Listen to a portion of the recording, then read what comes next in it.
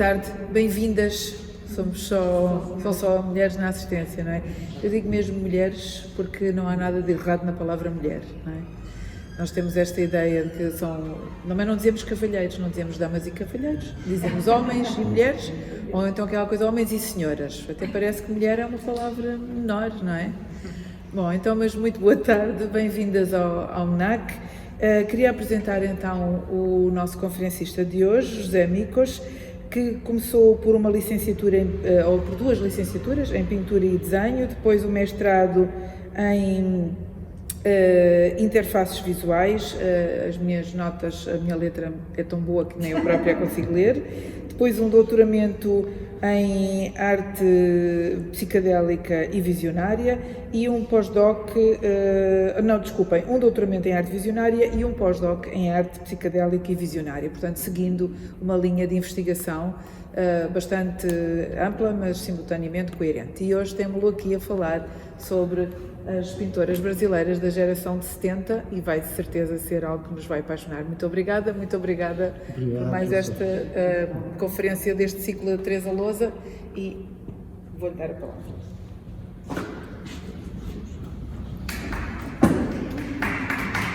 Então, muito obrigado, professora Nília, obrigado, professora Teresa Lousa, obrigado às presentes. Isso vai ser uma conversa um pouco talvez diferente, porque eu vou trazer algumas artistas brasileiras, algumas de renome internacional, como Lígia Clark e Lígia Pape, que são mais conhecidas do público internacional, e algumas mais locais, inclusive umas que foram professoras minhas. Então, justamente para trazer essa curiosidade em relação a elas podem não ter alcançado internacionalmente um grande patamar, mas foram importantes formadoras e dentro da nossa formação, da nossa universidade, foram mulheres chaves no que se transformou a Escola de Música e Belas Artes do Paraná. Então eu vou apresentar elas por ordem de nascimento. Também eu falo aqui da geração 60-70, todas essas artistas, mesmo com as diferenças de idades, duas ainda estão vivas. Elas atuaram nesses anos 60, 70, algumas 50, 60, outras terminam 70, 80, mas esse período foi extremamente importante para o pensamento da pintura, justamente, porque nos anos 60, 70 a pintura foi questionada como suporte. Inclusive pensava-se na morte da pintura, isso no mundo de maneira geral.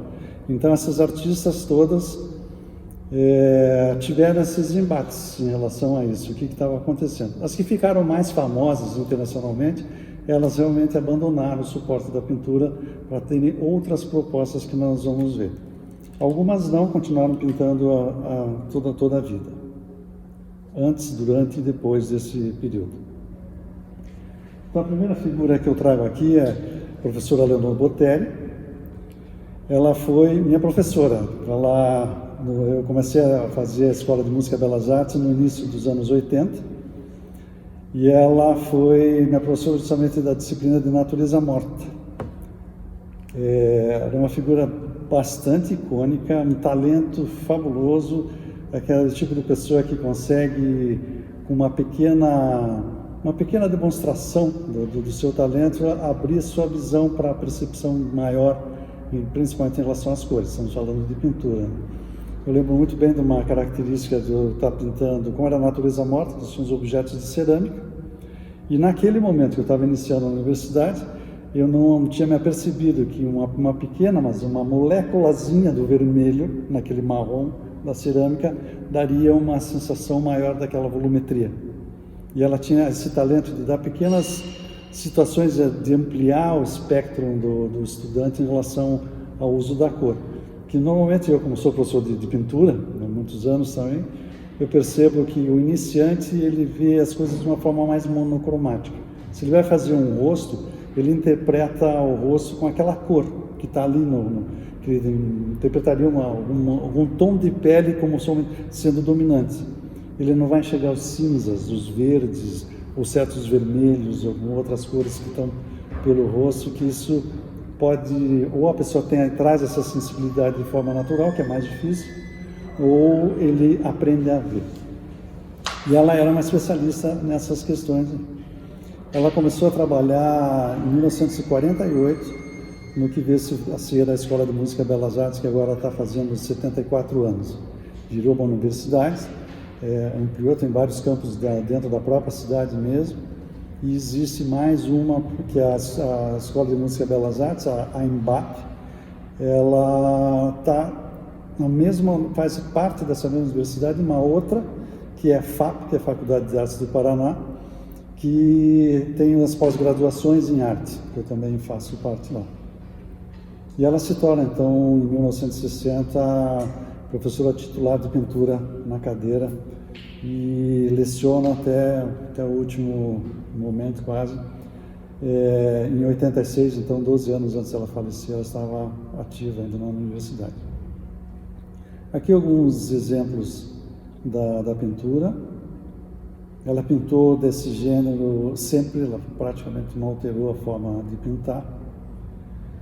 Eu trago aqui um texto da Justino, não aparece o cursor lá, mas está em Justino em 2013, que é um livro justamente de mulheres na arte. Ela faz uma coletânea de mulheres artistas do estado do Paraná,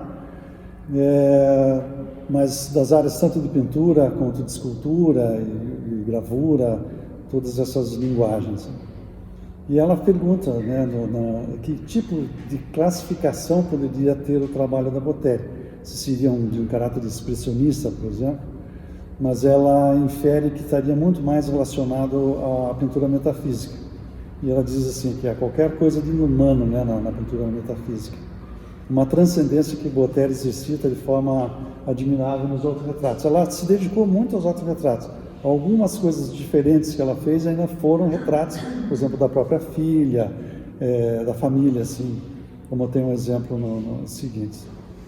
Mas é uma pintura toda, ela ali é o mundo cotidiano. E ela tinha muito esse aspecto introspectivo.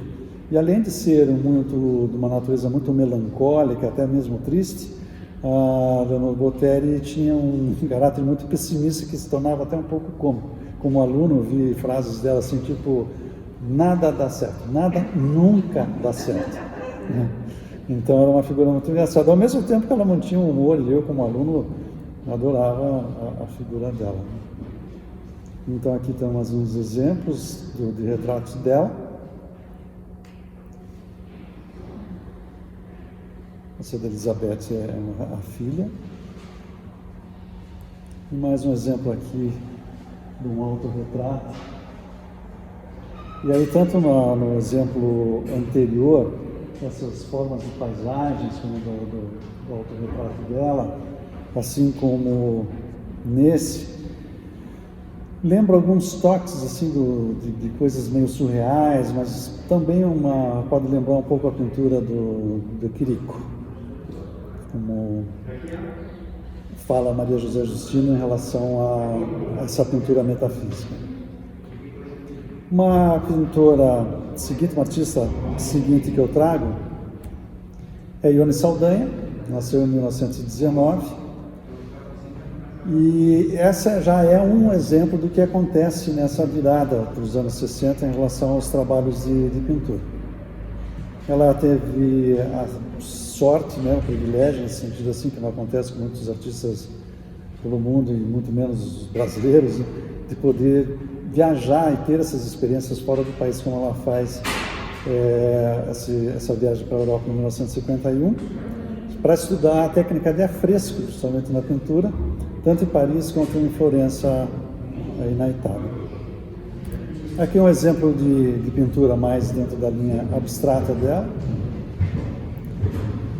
Ela recebe em 69 os prêmios para a viagem no exterior, fazer mais outras vezes que ela teve essa oportunidade de sair, e foi para os Estados Unidos e Europa também, para cá, E participa também da Bienal de São Paulo. A Bienal de São Paulo é uma referência mundial em relação às bienais também. E tem prêmios de aquisição em 67 e salas especiais de 75 e 79. Então lá atua bem dentro desses anos 60 e 70 nessas questões da pintura aí. Vou pegar um exemplo do forte na pintura dela, antes dela romper com esses lados bidimensionais. Essa obra se chama A Cidade, ela tem várias obras desse mesmo tipo. E no fim da década de 60 ela já busca os novos suportes também, é uma coisa muito comum que vai acontecer com as artistas que eu estou trazendo aqui. Pelo menos mais duas artistas rompem realmente com os suportes e trazem propostas novas, que era o que estava acontecendo mundialmente. Mais um exemplo ainda da pintura bidimensional. E o rompimento dela dos suportes. Ela trabalha, por exemplo, com os bambus, pensados como colunas que se levam do chão, são associados com alguns ricos objetos de manifestações primitivas ou populares, que também é muito comum. Você vê na Bahia, a arte africana usa muitos objetos desse tipo. E lembra também um pouco da produção de um artista bastante conhecido no Brasil, que é o Alfredo Volpi, que trabalha muito com essas cores planas e coloridas, faz muitas bandeirolas, faz aquelas representações muito ligadas assim às festas juninas no Brasil. E a Ione de Saldanha, então, tem esses bambus que ela trabalha dessa forma, as placas de madeira, que tem exemplos ali atrás também, e ela trabalha também com bobinas, aquelas bobinas que são bobinas grandes, que são de fiações elétricas. Ela pega essas bobinas, ela aproveita aqueles madeiramentos para fazer esses coloridos também. Na sequência, eu tenho aqui a Lygia Clark, que daí já é bem conhecida. Ela está num momento no Brasil da arte neoconcreta, que assina com vários artistas importantes lá, como Milka de Castro, Ferreira Goulart, Fran Heisman, a Lígia Pape, que eu vou mostrar logo adiante, o Reinaldo Jardim, o Teons Panucci. E nesse exemplo mostra o trabalho mais posterior dela, após as pinturas, né? E que ela trabalhou muito com essas questões das esculturas, depois tentando tirar o caráter rígido dessas esculturas, fazendo esculturas articuladas, mesmo que de metal, e também as obras que ela chama de obras moles, que a gente vai ver. Aqui alguns exemplos da pintura, isso nos anos 50. Lembra um pouco do que estava acontecendo mesmo nas questões do abstrato. Aqui a gente vê talvez uma influência de Kandinsky e outras questões que vão culminar nas geometrias depois que o neoconcreto aborda. Aqui a gente vê claramente uma influência do Picasso, inclusive para os temas, né, do violoncelista, Picasso pelas guitarras e as cores. Essa é uma obra de 51. A artista com uma foto dela trabalhando com suas geometrias, e depois uma ruptura já mais conceitual, ainda em 59, quer dizer, bem perto já de chegar nos anos 60, onde ela pega e faz essas linhas na mesma cor da moldura, dividindo os quadros, né, dessa forma, dando essa sensação, e ela chama isso de linha orgânica. A partir disso, e quando entra nos anos 60, ela muda, ela diz que a pintura já não se sustentava mais com o suporte tradicional. Então sai dessa bidimensionalidade e ela começa a se dedicar a outras formas, como vários artistas no período. E a experiência com a maleabilidade de materiais duros, né, converte em materiais flexíveis. Eu vou mostrar no próximo slide os bichos, que é justamente esses metais articulados, né? E também as obras em borracha, que são a chamada obra mole, como esse exemplo aí, que é de 1964. Daí adiante, né, a Lígia Clark propõe esses bichos, né, esses objetos que podem ser interagidos. Isso é até uma ironia hoje em dia, porque as obras originais dela ninguém pode tocar hoje.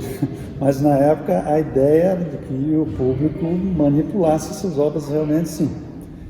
A saída que alguns museus fizeram foram fazer reproduções das obras, porque não seriam manipular as obras originais, podiam oxidar e podiam perder as obras, então eles fazem essa saída. E tinha mais uma característica também da Lígia Clark, que ela, como artista, a preocupação dela no final já não era mais a obra de arte e o público, mas um aspecto assim do que isso representava para a pessoa que está mexendo naquilo, quase uma forma terapêutica. Se isso acontecesse, se essa interatividade acontecesse dessa forma de fruição, interessava mais a ela do que o aspecto artístico ou estético. Na sequência, nós temos a Lígia Pape, nasceu em 1927, também integrou junto com a Lígia Clark o movimento neoconcreto. As mesmas pessoas, eles publicaram o manifesto no Jornal do Brasil, e a Lígia Pape, nesse mesmo ano, participa da 5ª Bienal Internacional de São Paulo. Vou pegar aqui o exemplo do que estava sendo feito por ela na época. Em 1959, ela participa na exposição neoconcreta. Esse é um dos quadros desse período.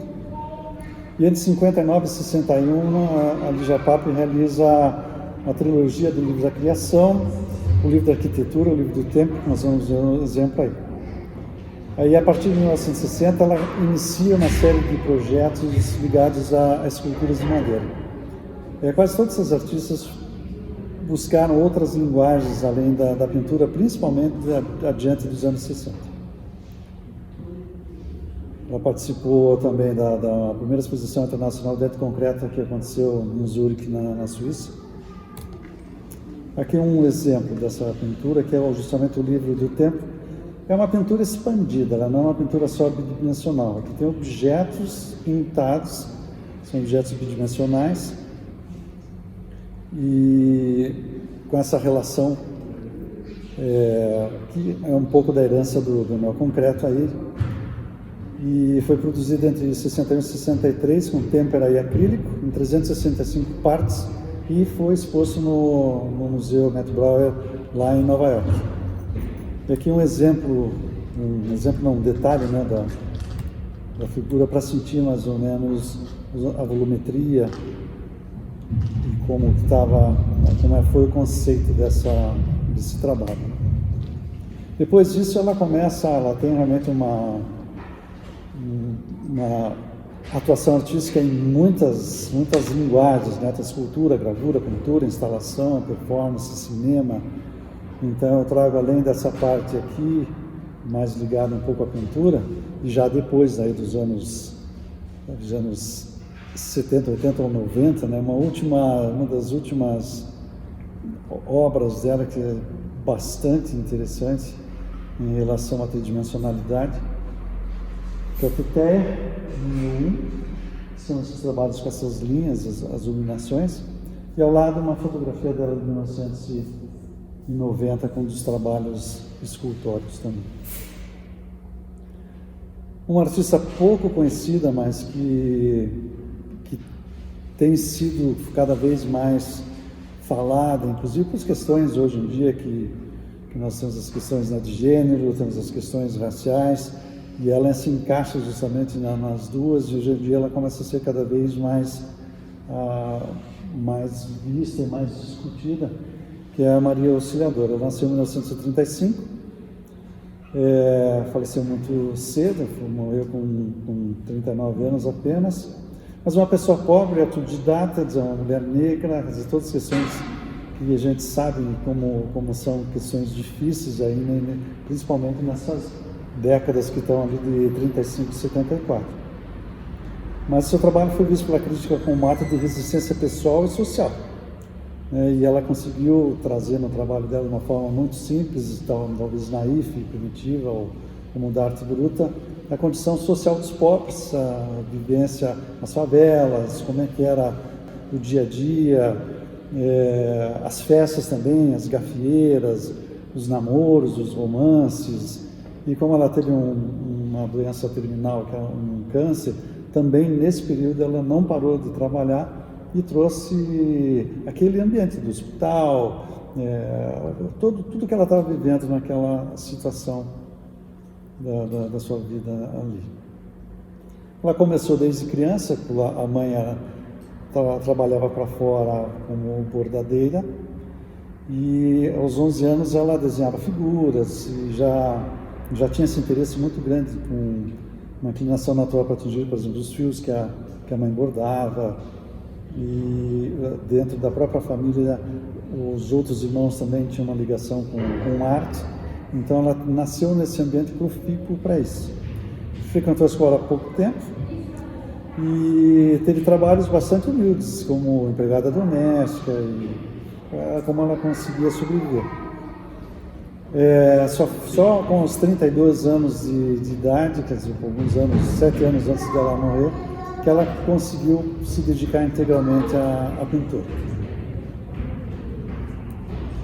Aqui um exemplo típico da gafeira, uma festa regada a samba, as rodas de samba. Dá para ver que não há nenhuma preocupação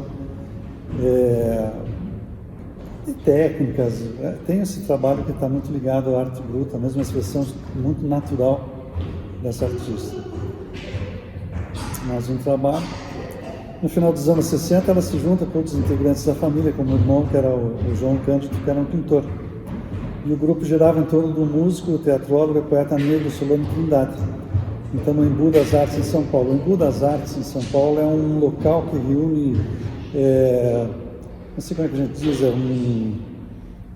é um centro que está aberto à comunidade para desenvolvimento artístico, onde aparecem cursos, onde as pessoas têm a oportunidade também de conhecer outras pessoas, de exporem, né, é um centro desse tipo de apoio para esses artistas. E no caso, esse centro foi feito para muito da expressão da cultura e arte africana. Depois a Maria Auxiliadora retorna a São Paulo e expõe na Praça da República. A Praça da República é assim como a gente vê aqui em muitas praças, tem muitos pintores expondo, é um lugar de trocas, de vendas e também de se tornar conhecido, que é o que foi que aconteceu com ela, que o crítico de arte Mário Schember acaba vendo o trabalho dela e apresenta ela para o cônsul dos Estados Unidos, esse Alan Fisher, que acaba organizando uma exposição para ela na galeria lá do consulado americano em São Paulo. Nos 2 últimos anos de vida ela travou essa batalha então com o câncer, que levou ela a ser operada muitas vezes, e mesmo assim, como comentei anteriormente, ela não para, né, em nenhum momento de trabalhar, e usa como registra as cenas, né, do que ela via naquele contato, todas as extrema-unções, as ambulâncias, os velórios, enterros, além dos autorretratos que ela manteve fazendo sempre. Tem mais um trabalho que mostra a representação assim, de um parque de diversões. O reconhecimento dela veio póstumamente, mas principalmente pela crítica internacional, né? O Adito Cultural do Brasil na Suíça, o Emanuel Massari, situou ela na fronteira entre arte primitivista e arte bruta. Na verdade, o Brasil tem muitos artistas naif que são considerados muito fortes, principalmente dentro do Nordeste. Então, há uma tentativa da diplomacia brasileira incentivar esses artistas, e há pouco tempo, não sei se continua ainda assim, se a gente entrava no site do Itamaraty, que é da diplomacia brasileira, a única coisa de arte que a gente via lá era a arte naif. É uma coisa engraçada, né? Tipo, eles reforçam muito isso, porque tem essa linguagem de uma forma muito natural em muitos artistas. Nem todos ficaram tão conhecidos mesmo. Daí teve esse marchand alemão, esse Werner Arnold, que também na década de 70 contribui definitivamente para que a Auxiliadora alcançasse esse renome na Europa. Ele tem exposições aí na Basileia, Düsseldorf, em Paris. E aqui mais um exemplo da pintura dela.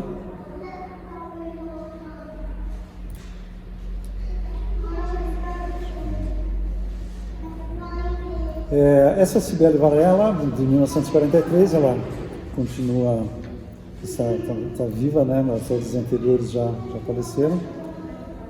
Ela tem um trabalho bastante interessante de pintura, nunca deixou de pintar, apesar dos modernismos e dos pós-modernismos e outras linguagens da pintura expandida, ela continuou fazendo o seu estilo dentro do bidimensional, explorando outras coisas, mas o seu trabalho forte ainda foi essas pinturas dessa forma.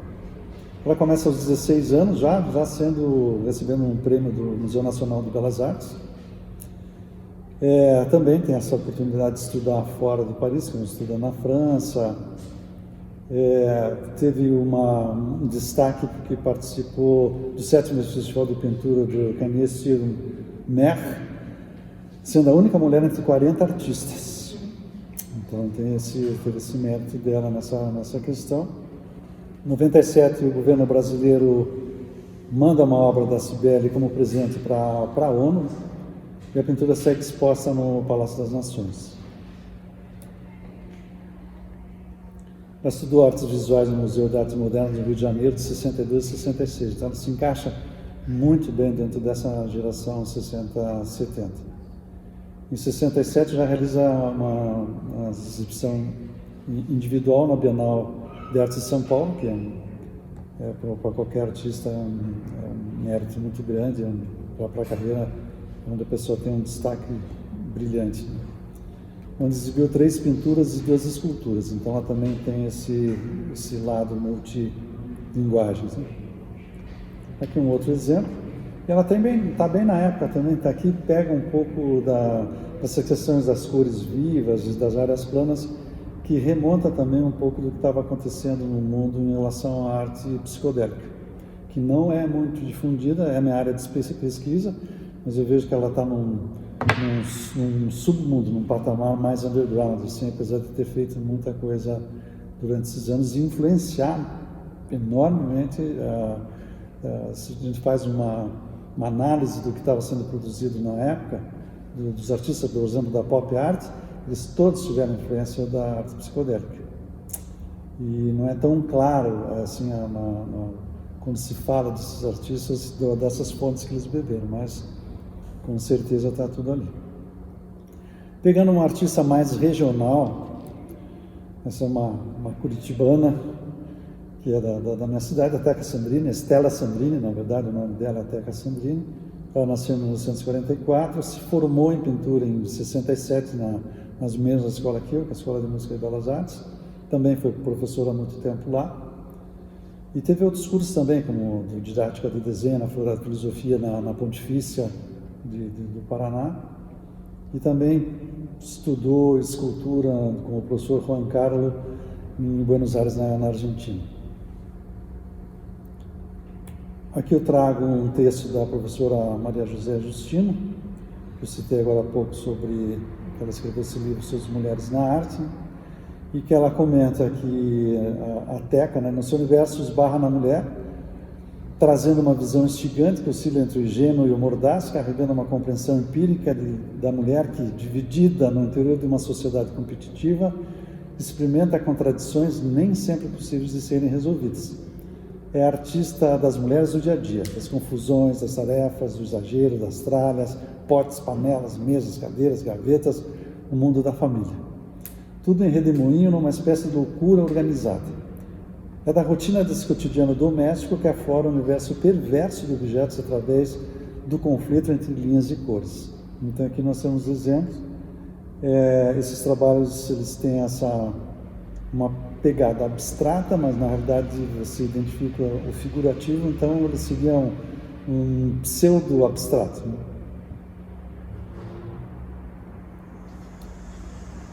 Aqui mais a questão das cadeiras, não sei se é um gato que está ali, provavelmente.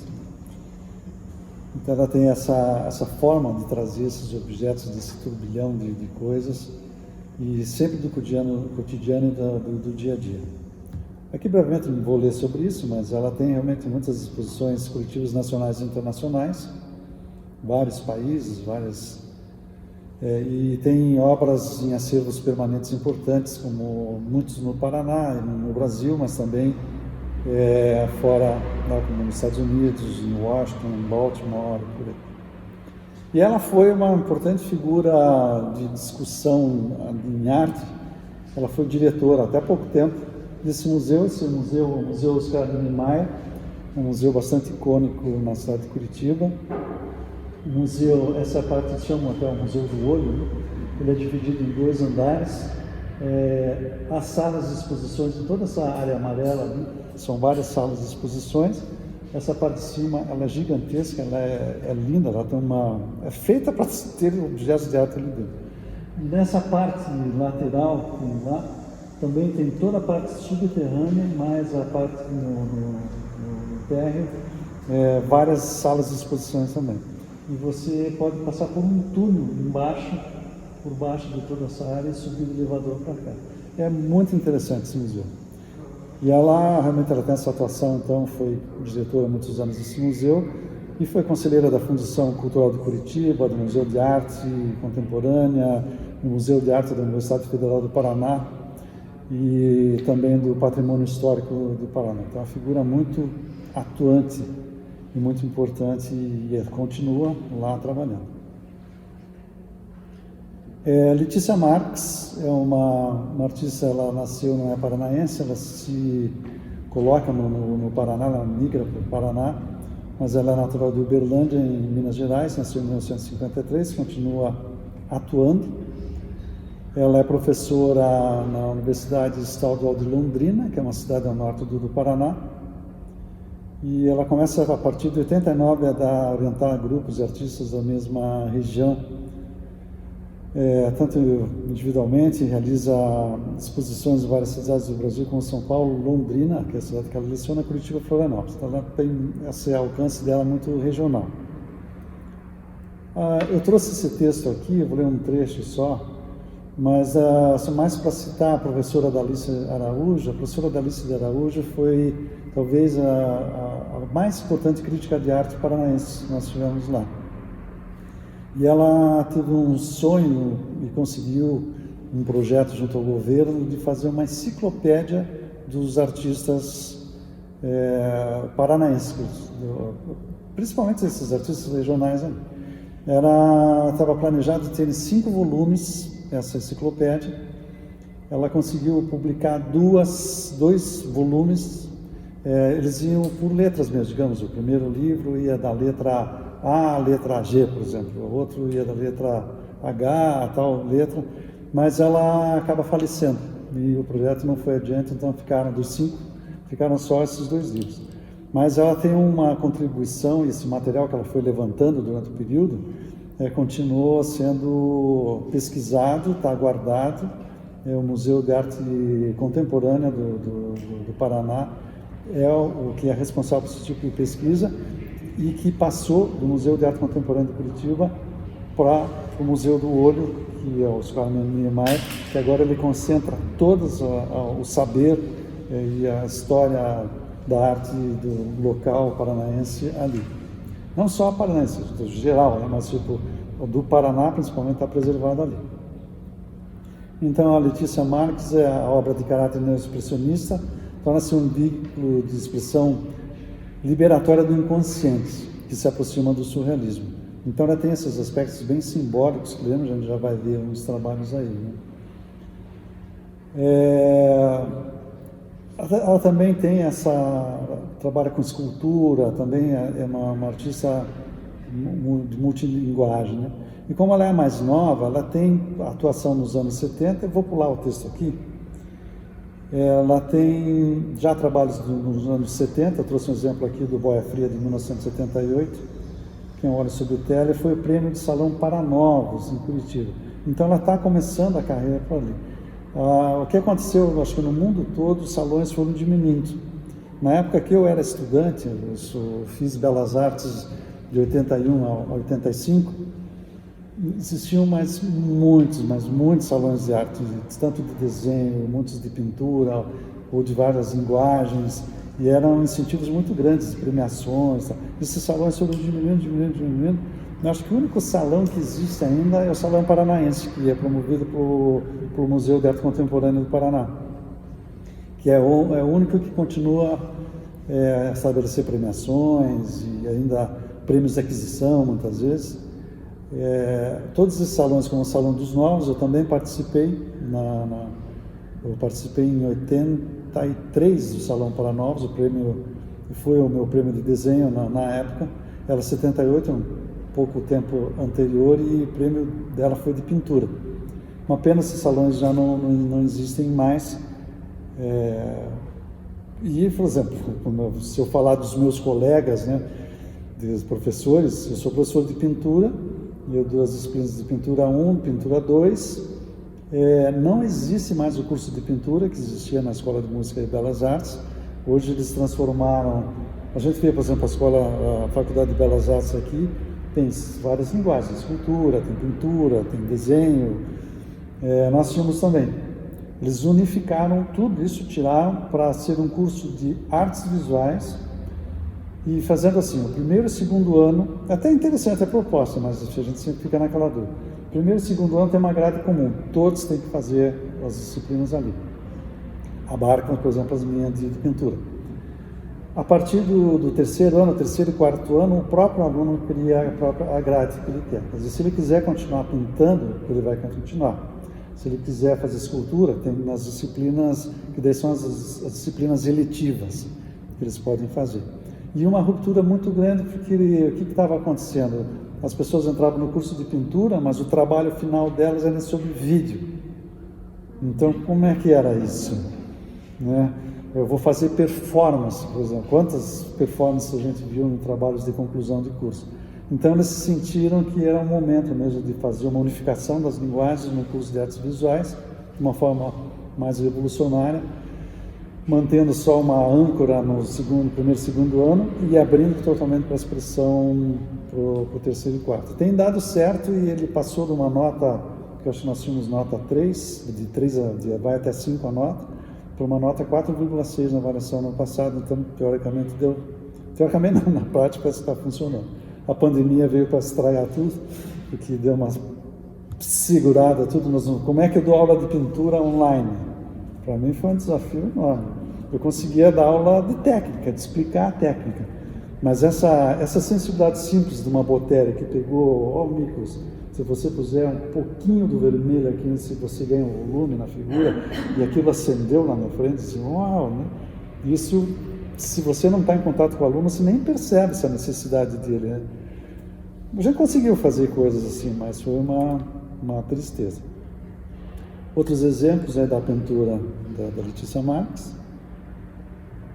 Aqui está a Letícia Faria, porque ela usava esse nome, Letícia Faria, nessa época. Atualmente ela tirou Farias para usar o sobrenome Marques. Então pode ter essa... Não é uma incongruência, é a mesma pessoa que assina hoje como Letícia Marques.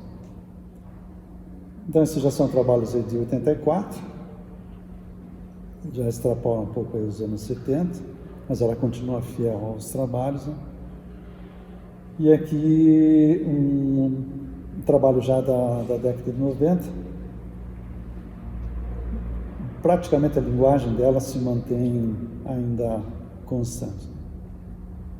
E aqui então trago algumas referências de onde eu tirei algumas informações. Ali está o livro da Maria Justino.